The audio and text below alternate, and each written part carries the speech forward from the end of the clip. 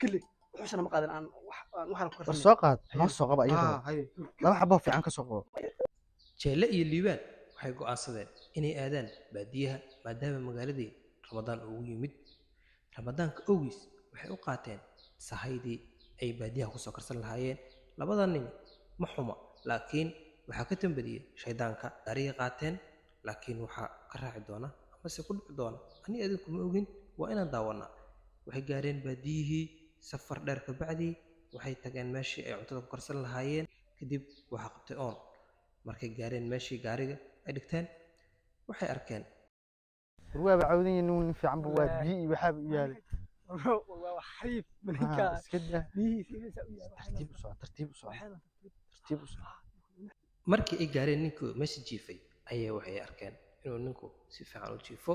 biyana u haysto waxay gaatamaanba waxay ku heshiiyeen inay kiciyaan oo biyahana ay weydiistaan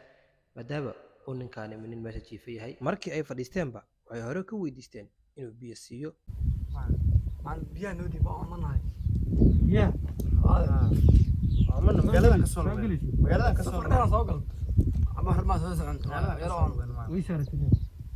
بيه عدارنا liibaan iyo jeelle waxay moogyihiin ninka meesha jiifa inuu yahay nin khatara balse way arki doonaan markuu afkiska furo kabacdi سبحان الله jeelle wuu nahay laakiin liibaan ilaa hadda waxaa ma fahansana su-aasha la weydiiyana waxay tahay ramadaankii miyaad ilowdeen يا maxaa soo doonteen معلم ماشي أنا أسوي سؤال war hay aduguna ما أنت هو يوم شكي حجار رمضان في يوم soo ramadaan ونف رمضان نيو المحن يعقد نين رمضان يعني كان anuu ramadaan baan ahay واو شو لكن يوم ما hadda intaa wewi